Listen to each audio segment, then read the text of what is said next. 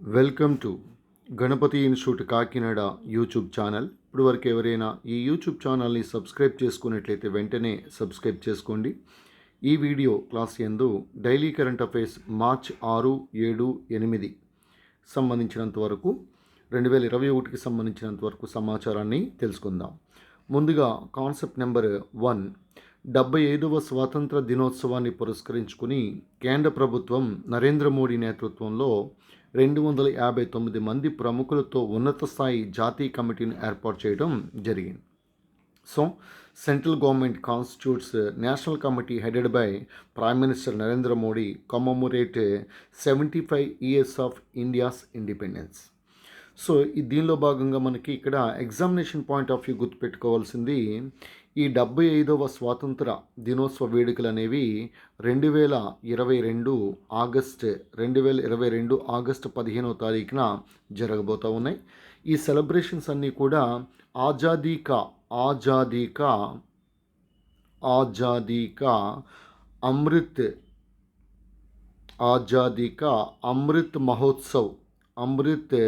మహోత్సవ్ పేరుతో ఈ సెలబ్రేషన్స్ని నిర్వహించబోతూ ఉన్నారు. 2022 ఆగస్టు 15వ తారీఖుకి సంబంధించినంత వరకు 75వ స్వాతంత్ర దినోత్సవ వేడుకలను ఈ పేరుతో ఆజాదీ కా అమృత్ మహోత్సవ్ అనేటువంటి పేరుతో నిర్వహిస్తూ ఉన్నారు. దీనికి గాను ముఖ్యంగా ఈ నేషనల్ కమిటీని ఏర్పాటు చేయడం జరిగింది. దీనికి ప్రధాని నేతృత్వం వహిస్తూ ఉన్నారు. దీనిలో భాగంగా 259 మంది దేశవ్యాప్తంగా ఉన్నటువంటి ప్రముఖులు, 28 రాష్ట్రాల ముఖ్యమంత్రులు, అలాగే చాలామంది ఇంక్లూడింగ్ ఎల్కే అద్వానీతో సహా, చంద్రబాబు నాయుడుతో సహా, అదేవిధంగా జగన్మోహన్ రెడ్డి, ఇలా రకరకాల ప్రముఖ వ్యక్తులందరినీ కూడా దీనిలో చేర్చడం జరిగింది. సో ఇది 75వ స్వాతంత్ర దినోత్సవ వేడుకలకు సంబంధించినంత వరకు మనం గుర్తుపెట్టుకోవాలి. ఇక్కడ ఈర్ అనేది ఇంపార్టెంట్గా మనం గుర్తుపెట్టుకోవాలి. నెక్స్ట్ కాన్సెప్ట్ నెంబర్ 2, విశాఖలోని HPCL, Hindustan petroleum corporation limited అని పిలుస్తాం. హిందుస్థాన్ పెట్రోలియం కార్పొరేషన్ లిమిటెడ్ హెచ్పిసిఎల్కు చెందిన విశాఖ రిఫైనరీ ఆధునికీకరణ ప్రాజెక్టు కోసం ప్రపంచంలోనే అతిపెద్ద భారీ రియాక్టర్ త్వరలో చేరుకోనుంది. సో దీన్ని జనరల్గా చాలా ఎక్కువ టైర్స్తో కూడినటువంటి ఒక ట్రాలీ మీద దీన్ని తరలించడం అనేది జరుగుతూ ఉంది. ఇది ప్రపంచంలోనే అతిపెద్ద భారీ రియాక్టర్గా మనం గుర్తుపెట్టుకోవచ్చు. ఈ విశాఖపట్నానికి సంబంధించినంత వరకు HPCL, Hindustan petroleum corporation limited, already మనకు తెలిసిందే విశాఖ ఆయిల్ రిఫైనరీ అనేది విశాఖపట్నంలో ఉంది. విశాఖ ఆయిల్ రిఫైనరీ అని పిలుస్తూ ఉంటాం.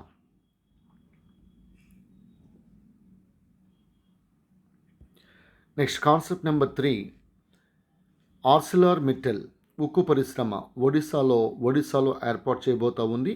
ఆల్రెడీ మనకి ఒడిశాలో రూర్కెలా ఇనుము ఉక్కు కర్మాగారం ఉంది. పశ్చిమ బెంగాల్ వెస్ట్ జర్మనీ, ఈ వెస్ట్ జర్మనీ సహకారంతో ఇక్కడ ఏర్పాటు చేయడాన్ని గమనించాలి. అదే దుర్గాపూర్ అయితే వెస్ట్ బెంగాల్లో ఉంది.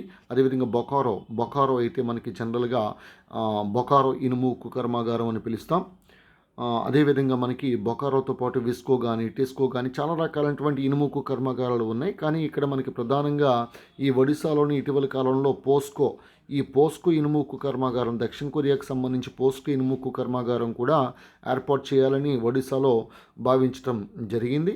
ఏమైనప్పటికీ కూడా ఈ పోస్కో కూడా భవిష్యత్తులో మేబీ విశాఖ ఇనుము ఉక్కు కర్మాగారాన్ని టేక్ ఓవర్ చేసుకోవడానికి కూడా ఆస్కారం అనేది ఉంది. లేదంటే ఇప్పుడే వచ్చినటువంటి న్యూస్ ప్రకారం విశాఖ ఇనుము ఉక్కు కర్మాగారం ఏదైతే ఉందో స్టీల్ ప్లాంట్ని 100% ప్రైవేటీకరణ చేస్తున్నట్లుగా కేంద్ర ప్రభుత్వం నిర్మలా సీతారామన్ లిఖితపూర్వకంగా సమాధానం చెప్పడానికి కూడా మనం గమనించాలి. ఏమైనప్పటికీ కూడా విశాఖ ఉక్కు ఆంధ్రుల హక్కు అంటున్నారు. ఇప్పుడు విశాఖ ఉక్కు కేంద్ర ప్రభుత్వం హక్కు, దీనిలో ఎటువంటి సందేహం లేదు. ప్రైవేటీకరణ దిశగా వెళ్ళిపోతూ ఉంది, ప్రైవేటీకరణ జరుగుతుంది. ఇక విశాఖ ఉక్కు ఆంధ్రుల హక్కు, తెన్నేటి విశ్వనాథం అప్పట్లో ఈ స్లోగన్ని తీసుకురావటం అనేది జరిగింది. అయినప్పటికీ ఇది కూడా మన చేతుల్లో లేదు. ఆల్రెడీ మనం ఆంధ్రా బ్యాంక్ని కోల్పోవడం జరిగింది. ఆంధ్ర పేరుతో ఉన్నటువంటి ఆంధ్రా బ్యాంక్ని కోల్పోవడం జరిగింది. అదేవిధంగా విశాఖ ఉక్కు ఆంధ్రుల హక్కు అనేటువంటి నినాదం కాస్త విశాఖ ఉక్కు కేంద్ర ప్రభుత్వం హక్కు, లేదా మోడీ హక్కు, లేదా నిర్మలా సీతారామన్ హక్కు అయిపోవటాన్ని గమనించాలి. సో ఏమైనప్పటికీ కూడా కేంద్ర ప్రభుత్వం ఇటీవల కాలంలో ఈ డిజిన్వెస్ట్మెంట్ ప్రభుత్వ రంగ సంస్థలు పిఎస్యూస్ ఏవైతే ఉన్నాయో, పబ్లిక్ సెక్టార్ అండర్టేకింగ్స్ ఏవైతే ఉన్నాయో వీటన్నిటిలో డిజిన్వెస్ట్మెంట్ పెట్టుబడుల ఉపసంహరణ కోసం ప్రయత్నిస్తూ ఉంది. ప్రైవేటీకరణ దిశగా అడుగులు వేస్తూ ఉంది. సో మరి ఇది ఎంతవరకు దారితీస్తుందో మనం చెప్పలేం.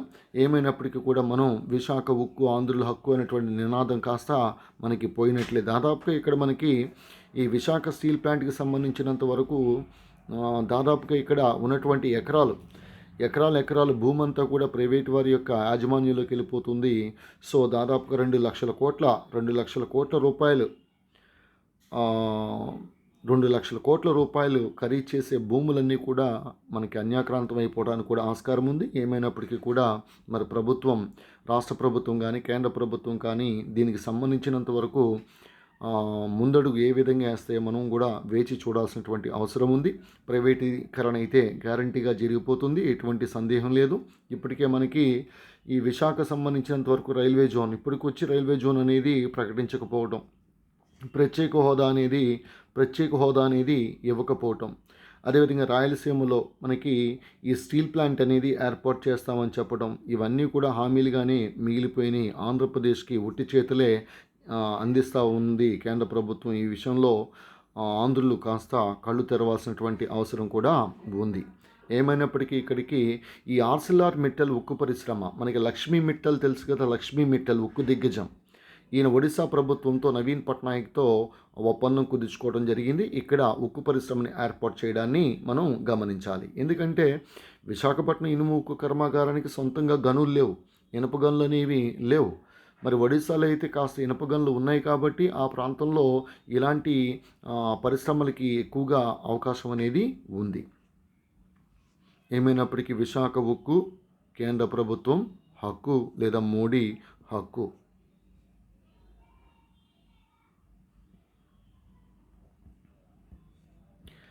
నెక్స్ట్ 4th వన్, భూదస్త్రాల పంపిణీ నాణ్యతతో కూడినటువంటి రికార్డుల డిజిటలీకరణ. దీన్ని ఇంగ్లీష్లో చెప్పుకుంటే ఇంకా బాగుంటుంది. So Madhya Pradesh, west Bengal and Odisha top in land records digitalization. So ఈ ల్యాండ్ రికార్డ్స్ డిజిటలైజేషన్లో మనకి ప్రథమ స్థానంలో నిలిచినటువంటి రాష్ట్రం మధ్యప్రదేశ్గా గుర్తుపెట్టుకోవాలి. మరి ఆంధ్రప్రదేశ్ అనేది 6వ స్థానంలో ఉంది. అదేవిధంగా తెలంగాణ అనేది 13వ స్థానంలో ఉండటాన్ని గమనించాలి. ఓకే, సో ఇది భూదస్త్రాల పంపిణీ ల్యాండ్ రికార్డ్స్ డిజిటలైజేషన్లో భాగంగా మధ్యప్రదేశ్ అనేది ప్రథమ స్థానంలో ఉండటాన్ని గమనించాలి. Next coming to 5th one, Cambridge energy research associates, CERA అని పిలుస్తాం, ప్రతిష్టాత్మకమైనటువంటి సెరా వీక్ ప్రపంచ ఇంధన పర్యావరణ నాయకత్వ పురస్కారం 2021ని ప్రధాని నరేంద్ర మోడీకి ప్రదానం చేయడాన్ని గమనించాలి. ముఖ్యంగా ఈ ప్రపంచవ్యాప్తంగా ఈ ఇంధన పర్యావరణ నాయకత్వ పురస్కారానికి ఈయనకి ఇవ్వడానికి గల కారణం, ఇటీవల కాలంలో ఈ ఇంధన పరిరక్షణకు సంబంధించి, పర్యావరణానికి సంబంధించి కొన్ని ముఖ్యమైనటువంటి చర్యలు చేపట్టడం కారణంగా ప్రధాని నరేంద్ర మోడీకి ఈ అవార్డును ఇవ్వడాన్ని గమనించాలి. CERA week 2021 award goes to Narendra Modi. అయితే ఇక్కడ మనం నరేంద్ర మోడీకి సంబంధించినంత వరకు కొన్ని విషయాలను కనుక మనం పరిశీలించినట్లయితే, నరేంద్ర మోడీ యొక్క జన్మస్థలం వాద్నగర్గా గుర్తుపెట్టుకోవచ్చు. వాద్నగర్ గుజరాత్, అప్పుడు బాంబే రాష్ట్రం కానీ ఇప్పుడు గుజరాత్ వాద్నగర్. సో 14వ ప్రధానమంత్రి. అలాగే ఎగ్జామ్ వారియర్స్ అనేటువంటి గ్రంథాన్ని రాసినటువంటి వ్యక్తి కూడా ఈ ప్రధాని నరేంద్ర మోడీ. ఎగ్జామ్ వారియర్స్ అనేటువంటి గ్రంథకర్త ప్రధాని నరేంద్ర మోడీ, 14వ ఇంకంబెంట్ ప్రైమ్ మినిస్టర్ ప్రస్తుతం. వాద్నగర్ అనేది ఈయన యొక్క జన్మస్థలంగా మనం గుర్తుపెట్టుకోవచ్చు.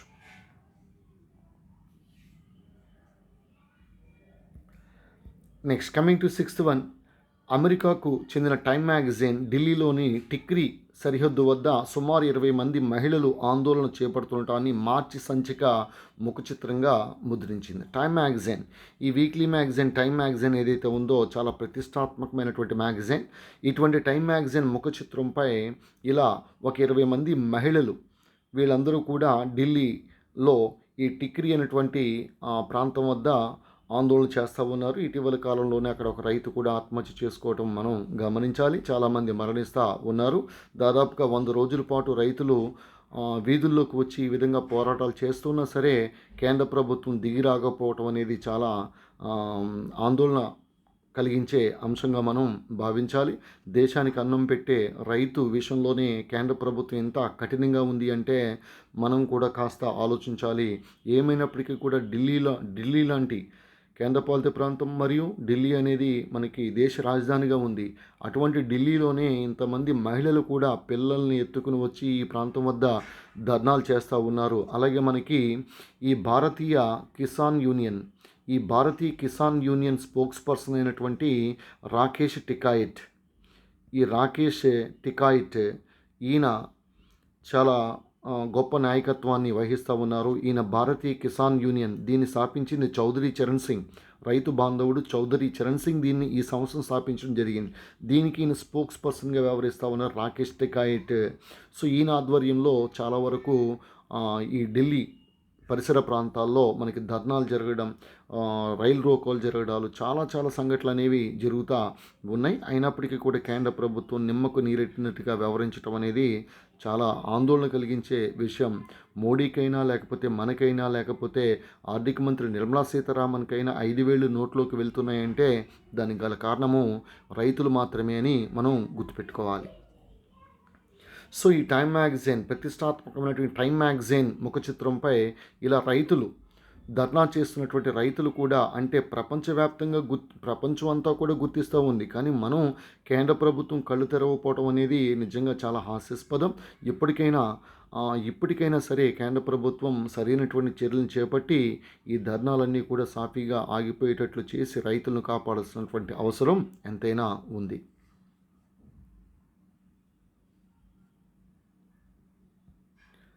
Next coming to 7th one, Thailand capital అయినటువంటి బ్యాంకాక్ అనేది చావో ప్రియా నది ఒడ్డున ఉండటం మనకు తెలిసిందే. ఈ బ్యాంకాక్ కేంద్రంగా పనిచేస్తున్న ఆసియా పసిఫిక్ గ్రామీణ వ్యవసాయ పరపతి సంఘం, దీని అప్రాకా అని పిలుస్తాం. దీని చైర్మన్గా ప్రస్తుతం నాబార్డ్ చైర్మన్గా వ్యవహరిస్తున్నటువంటి తెలుగువాడు చింతల గోవిందరాజులు ఈయన ఎన్నికవడాన్ని గమనించాలి. So NABARD national bank for agriculture and rural development అని పిలుస్తాం. 1982 జూలై 12వ తారీఖున ఈ బ్యాంక్ శివరామన్ కమిటీ సిఫార్సుల ఆధారంగా ఈ బ్యాంక్ను ఏర్పాటు చేయడాన్ని గమనించాలి. వ్యవసాయంలో apex bank especially in giving loans to agriculture, లేదంటే వ్యవసాయానికి సంబంధించినంత వరకు అత్యున్నతమైనటువంటి వ్యవసాయ పరపతికి సంబంధించినంత వరకు అత్యున్నతమైనటువంటి బ్యాంక్ ఈ నాబార్డ్. సో 1982 జూలై 12 గుర్తుపెట్టుకోవాలి. శివరామన్ కమిటీ సిఫార్సుల ఆధారంగా ఏర్పడింది. సో దీని యొక్క ప్రధాన కార్యాలయం ముంబైగా గుర్తుపెట్టుకోవచ్చు. ఇక్కడ మనకి ఈ నాబార్డ్ చైర్మన్గా వ్యవహరిస్తున్న వ్యక్తి చింతల గోవిందరాజులు తెలుగువాడు. ఈయన అప్రాకా చైర్మన్గా ఇటీవల కాలంలో ఎన్నికవడాన్ని గమనించాలి. ఇది తెలుగు వారికి దక్కిన గౌరవంగా కూడా మనం భావించవచ్చు. నెక్స్ట్ విజయనగరం జిల్లా డెంకాడుకు చెందిన ఇందిరా మహిళా స్వయం సహాయక సంఘం జాతీయ స్థాయిలో ఉత్తమ సెల్ఫ్ హెల్ప్ గ్రూప్గా ఎంపికవడాన్ని గమనించాలి. సో దేశవ్యాప్తంగా అనేకమైనటువంటి సెల్ఫ్ హెల్ప్ గ్రూప్స్ అనేవి ఉన్నాయి. సో దీనిలో మనకి 10 నుంచి 25 మంది వరకు సభ్యులుగా ఉండటానికి ఆస్కారం ఉంది. సెల్ఫ్ హెల్ప్ గ్రూప్ స్వయం సహాయక బృందాలను పిలుస్తాం.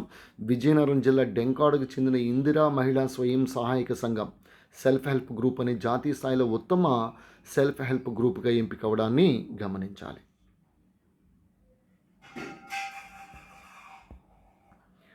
Next coming to 9th one, భారత పరిశ్రమల సమాఖ్య, దీన్ని CII confederation of Indian industries అని పిలుస్తాం. CII అని పిలుస్తాం. దీన్ని 1895లో న్యూఢిల్లీలో ఏర్పాటు చేయడాన్ని గమనించాలి. ప్రస్తుతం దీని యొక్క అధ్యక్షుడు ఉదయ్ కోటక్ మహీంద్రా బ్యాంక్ ఉంది కదా, దాని యొక్క MD, దాని యొక్క వ్యవస్థాపకుడు. సో ఉదయ్ కోటక్గా గుర్తుపెట్టుకోవచ్చు, ఉదయ్ కోటక్. అయితే ఈ CII దక్షిణ ప్రాంత విభాగానికి నూతన చైర్మన్గా CK రంగనాథ్ గుర్తుపెట్టుకోవాలి. డిప్యూటీ చైర్పర్సన్గా సుచిత్ర ఎల్లా అనేసరికి మనకి భారత బయోటెక్ కంపెనీ ఉంది కదా, ఎల్లా కృష్ణ. సో ఆ కంపెనీకి సంబంధించిన మహిళ సుచిత్ర ఎల్లాగా మనం గుర్తుపెట్టుకోవచ్చు. అయితే ఇక్కడ సిఐఐ అనేది కాన్ఫెడరేషన్ ఆఫ్ ఇండియన్ ఇండస్ట్రీస్ అని పిలుస్తాం. 1895గా గుర్తుపెట్టుకోవాలి. New Delhi, Uday Kotak. Examination point of view important. అలాగే మరొకటి మనకి ఇంటర్నేషనల్ సోలార్ అలయన్స్ ఉంది కదా. ఈ ఇంటర్నేషనల్ సోలార్ అలయన్స్ ఎక్కడుంది? గురుగ్రామ్లో ఉంది. గురుగ్రామ్ ఎక్కడేది? హర్యానా. గుర్గావ్ అని పిలుస్తాం, గురుగ్రామ్. ఈ హర్యానాలో ఉన్నటువంటి ఇంటర్నేషనల్ సోలార్ అలయన్స్ ఏదైతే ఉందో దీనికి హెడ్గా వ్యవహరిస్తున్న వ్యక్తి అజయ్ మాథుర్గా గుర్తుపెట్టుకోవాలి. అజయ్ మాథుర్. అలాగే మనకి CCI competition commission of India అని పిలుస్తాం. ఈ కాంపిటీషన్ కమిషన్ ఆఫ్ ఇండియాకు ప్రస్తుతం చైర్మన్గా వ్యవహరిస్తున్న వ్యక్తి అశోక్ గుప్తాగా గుర్తుపెట్టుకోండి. కాంపిటీషన్ కమిషన్ ఆఫ్ ఇండియా ఇది 2002 చట్టం ప్రకారం 2003లో ఏర్పడింది. సో కాబట్టి ఇక్కడ చూడండి, ISA international solar alliance Gurugram, దీనికి సంబంధించి మనం గుర్తుపెట్టుకోవాల్సిన అజయ్ మాథుర్. అలాగే సిసిఐ అంటే ఏంటి? సిసిఐ అంటే ఏంటి? కాంపిటీషన్ కమిషన్ ఆఫ్ ఇండియా 2002 చట్టం ప్రకారం 2003లో ఏర్పడింది. దీనికి అశోక్ గుప్తా. నెక్స్ట్ అదేవిధంగా CII confederation of Indian industries. So దీనికి ఉదయ్ కోటక్గా గుర్తుపెట్టుకోవాలి. రైట్. నెక్స్ట్ అంతర్జాతీయ మహిళా దినోత్సవం. సో అంతర్జాతీయ మహిళా దినోత్సవం ఈ రోజునే మనం మార్చి 8వ తారీఖున జరుపుకుంటా ఉన్నాం. ఈ అంతర్జాతీయ మహిళా దినోత్సవం సందర్భంగా ముఖ్యంగా గణపతి విద్యార్థినులందరికీ కూడా మహిళా శుభాకాంక్షలు, అంతర్జాతీయ మహిళా దినోత్సవ శుభాకాంక్షలు. అదేవిధంగా నాకు జన్మనిచ్చినటువంటి తల్లితో సహా అందరి తల్లులకు, అదేవిధంగా అందరి అక్క చెల్లెళ్ళందరికీ కూడా అంతర్జాతీయ మహిళా దినోత్సవ శుభాకాంక్షల్ని తెలియచేసుకుంటా ఉన్నాను. సో ఎప్పుడు కూడా మహిళ అనేసరికి ఒక రకంగా చెప్పాలంటే జన్మనిచ్చినటువంటి తల్లితో సహా అనేకమైనటువంటి పాత్రల్ని పోషిస్తూ ఉంటుంది, మనకు తెలిసిందే. అయితే ఇక్కడ అంతర్జాతీయ మహిళా దినోత్సవం మార్చి 8, 2021 దీని యొక్క థీమ్ గుర్తుపెట్టుకోవాలి. Examination point of view choose to ఛాలెంజ్గా గుర్తుపెట్టుకోండి. Choose to challenge. మరి ఇక్కడ మనకి ఈ అంతర్జాతీయ మహిళా దినోత్సవం మార్చి 8వ తారీఖు అని చెప్పుకుంటున్నాం. ఇక్కడ 2 విషయాలు గమనించండి. International rural women's day, international rural women's day. అంతర్జాతీయ గ్రామీణ మహిళా దినోత్సవం అంటాం, అక్టోబర్ 15. అలాగే మనకి ఉమెన్ ఫార్మర్స్ డేగా జరుపుకునేది జనవరి 18. ఉమెన్ ఫార్మర్స్ డే జనవరి 18. ఇంటర్నేషనల్ రూరల్ ఉమెన్స్ డే అయితే అక్టోబర్ 15గా మనం గుర్తుపెట్టుకోవచ్చు. Very very important.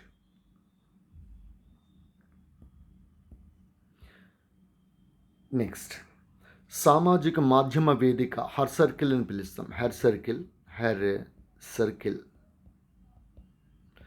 సో దీన్ని సోషల్ మీడియాలో భాగంగా సామాజిక మాధ్యమిక వేదిక అయినటువంటి ఒక ప్లాట్ఫామ్ని హర్ సర్కిల్ని ప్రారంభించింది నీతా అంబానీ. నిజంగా రిచెస్ట్ మ్యాన్, ఏషియాలోని రిచెస్ట్ మ్యాన్ ముఖేష్ అంబానీ యొక్క భార్య నీతా అంబానీ సామాన్యురాల్లాగానే ఉంటుంది. ఎంతోమందికి పేద విద్యార్థులకి సైతం అనేకమైనటువంటి సేవలు చేస్తూ ఉంది ఈవిడ. అయితే ఈవినికి సంబంధించినంతవరకు ఎగ్జామినేషన్ పాయింట్ ఆఫ్ వ్యూ ఇంకో విషయం కూడా గుర్తుపెట్టుకోవచ్చు. First Indian to join in international Olympic committee as a member. International Olympic కమిటీలో ఒక తొలి భారతీయురాలుగా మెంబర్, ఫస్ట్ ఉమెన్ ఫ్రమ్ ఇండియాగా ఎన్నికైంది ఈమెను మనం గుర్తుపెట్టుకోవచ్చు, Nita Ambani. So first Indian to join in international Olympic committee as a member గుర్తుపెట్టుకోవాలి, నీతా అంబానీ. సో ఈమె ప్రారంభించినటువంటి ఒక social media platform her circle. కాబట్టి మహిళా దినోత్సవం సందర్భంగా కూడా ఇది చాలా గొప్ప ఇనిషియేటివ్గా మనం చెప్పుకోవచ్చు. అందరు మహిళలకి సంబంధించినంత వరకు వారి యొక్క సమస్యను తీర్చడం కొరకు అందరూ కూడా దీనిలో పార్టిసిపేట్ చేసి ఒకరికొకరు తమ యొక్క అనుభవాలు లేకపోతే వారికి సంబంధించినంత వరకు అన్నీ షేర్ చేసుకోవడానికి ఇది బాగా ఉపయోగపడుతుంది, హెడ్ సర్కిల్.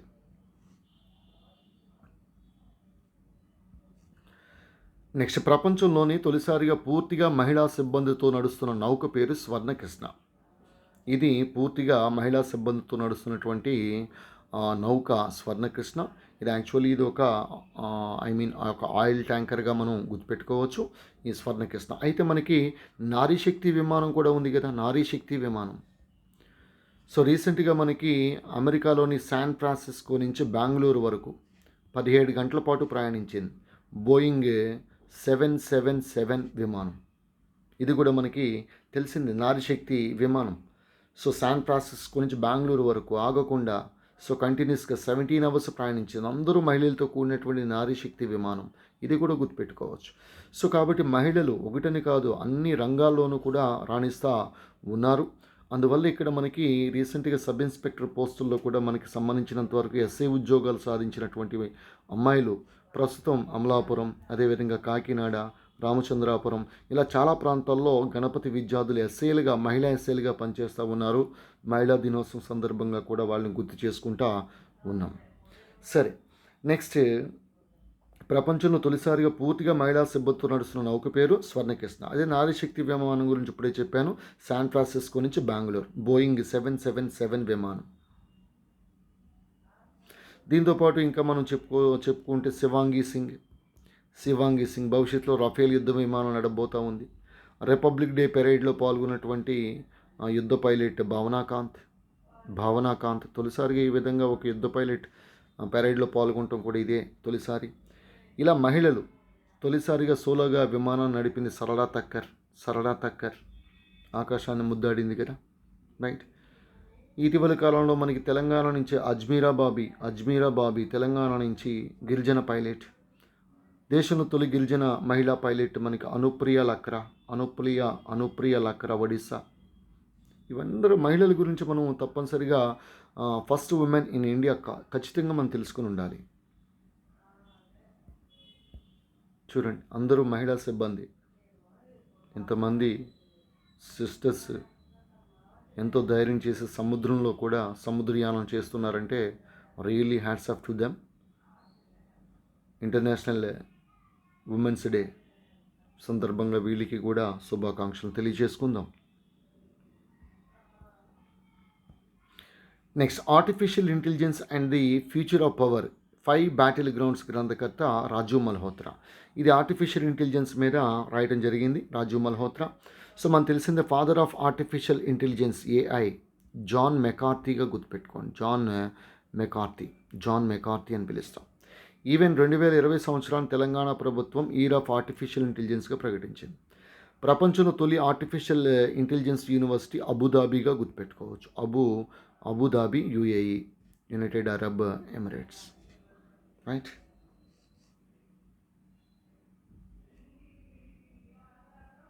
Chabahar day. ఈ చాబహార్ డే అనేది మార్చి 4వ తారీఖున జరుపుకుంటాం. ఈ చాబహార్ ఓడరేవ్ అనేది మనకు తెలిసిందే ఇరాన్లో ఉంది. భారతదేశం ఈ ఓడరేవుకి సంబంధించినంత వరకు సహాయం అందిస్తూ ఉంది. ఇరాన్లో ఉంది. అలాగే పాకిస్తాన్లో ఉన్నటువంటి ఓడరేవు దాన్ని మనం గ్వాదర్ ఓడరేవ్ అంటాం. దీనికి చైనా సహాయం చేస్తాం, అంతే కదా. మనం ఇరాన్కి సహాయం చేస్తే గ్వాదర్కి, పాకిస్తాన్లో ఉన్న దానికి చైనా వాడు సహాయం చేస్తున్నాడు. అలాగే డుకుమ్ ఓడరేవు ఇది ఒమన్ దేశం, డుకుమ్. హంబన్ టోటా వాడరేవు శ్రీలంక. అలాగే చిట్టగాంగ్ వాడరేవు బంగ్లాదేశ్. రోటర్డామ్ వాడరేవు నెదర్లాండ్స్. కొన్ని వాడరేవుల పేర్లు కూడా మనం గుర్తుపెట్టుకోవాలి. నెదర్లాండ్స్. మళ్ళీ చెప్తున్నా, ఫస్ట్ చాబహార్ వాడరేవు ఇరాన్, గ్వాదర్ వాడరేవు పాకిస్తాన్, డుకుమ్ వాడరేవు ఒమన్, హంబన్ టోటా వాడరేవు శ్రీలంక, చిట్టగాంగ్ వాడరేవు బంగ్లాదేశ్, నెక్స్ట్ రోటర్డామ్ వాడరేవు నెదర్లాండ్స్. చాబహార్ డే మార్చి 4. నెక్స్ట్, స్వీడన్ దేశ ప్రధాని. ఈ స్వీడన్ దేశ ప్రధాని స్టీఫెన్ లోఫ్వెన్గా గుర్తుపెట్టుకోవచ్చు. స్వీడన్ యొక్క రాజధాని స్టాక్హోమ్. ఈవెన్ గ్రెటా థెన్బర్గ్ పర్యావరణ బాలిక. ఈ రైతు చట్టాలపై, భారతదేశంలో ఉన్నటువంటి రైతు చట్టాలపై ఇటీవల కాలం ఈ టూల్ కిట్ వివాదంలో కూడా ఉన్నటువంటి అమ్మాయి గ్రెటా థెన్బర్గ్ పర్యావరణ కోసం పోరాడుతున్నటువంటి బాలిక. ఇటీవల కాలంలో ఫార్మర్స్ అసోసియేషన్లో కూడా వేలు పెట్టడం జరిగింది. కొంతమంది భారతీయులు కూడా దీనిలో చిక్కుకోవడం కూడా మనం చూసాం. సో ఈ స్వీడన్ దేశానికి సంబంధించి రాజధాని స్టాక్హోమ్గా గుర్తుపెట్టుకోండి. పార్లమెంట్ పేరు రిక్స్ డాగ్ అంటారు. రిక్స్ డాగ్, రిక్స్ డాగ్ అని పిలుస్తాం. ఈ రిక్స్ డాగ్ అనేది స్వీడన్ దేశం యొక్క పార్లమెంట్ పేరు. సో ప్రస్తుత ప్రధాని స్టీఫెన్ లోఫ్వెన్గా గుర్తుపెట్టుకోవాలి. గ్రేటా థన్బర్గ్ కూడా మనం గుర్తుపెట్టుకోవచ్చు స్వీడన్. ఎందుకంటే ఇటీవల కాలంలో వర్చువల్గా మోడీ ఈయన మధ్య కొంత వర్చువల్గా ఇద్దరు కూడా మాట్లాడుకోవడం కూడా మనం చూసాం. నెక్స్ట్ గ్లెన్మార్క్స్ క్యాండిడ్ పౌడర్కు బ్రాండ్ అంబాసిడర్ ఇంకెవరు? Hit man Rohit Sharma. ఈయన యొక్క మూలాలు విశాఖపట్నంలో కూడా ఉన్నాయి. ఏమైనప్పటికీ కూడా ఈయన బ్రాండ్ అంబాసిడర్కి 22 బ్రాండ్స్కి ఈయన ఎండోర్స్మెంట్ ఉంది. ఈయనకి 164 కోట్ల రూపాయలు సంపాదిస్తూ ఉన్నారు బ్రాండ్స్ మీదే. కాబట్టి ఇక్కడ ఈ బ్రాండ్ అంబాసిడర్ ఈయన ఈ గ్లెన్మార్కే కాదు, ఈ గ్లెన్మార్క్ క్యాండిడ్ పౌడర్కే కాకుండా ఈయన ఇంకా రస్నా, మనం తాగే రస్నా కూడా ఈయన బ్రాండ్ అంబాసిడర్. అలాగే స్పానిష్ ఫుట్బాల్ లీగ్ లా లీగా అంటారు కదా, ఇండియాకి సంబంధించినంత వరకు ఇది లా లీగాకు బ్రాండ్ అంబాసిడర్. ఇటీవల కాలంలో చూడండి ఐఐఎఫ్ఎల్ కూడా వస్తున్నాడు. ఐఐఎఫ్ఎల్ హోమ్ ఫైనాన్స్ ఉంటుంది కదా, దానికి కూడా ఈయన బ్రాండ్ అంబాసిడర్గా పనిచేస్తూ ఉన్నాడు Rohit Sharma. Next UNHRC, United nations human rights council, ఐక్యరాజ్య సమితి మానవ హక్కుల మండలి అని పిలుస్తాం. ఈ సలహా కమిటీ అడ్వైజరీ కమిటీ ఏదైతే ఉందో దానికి తొలి చైర్పర్సన్గా ఎన్నికైన భారతీయుడు అజయ్ మల్హోత్రా.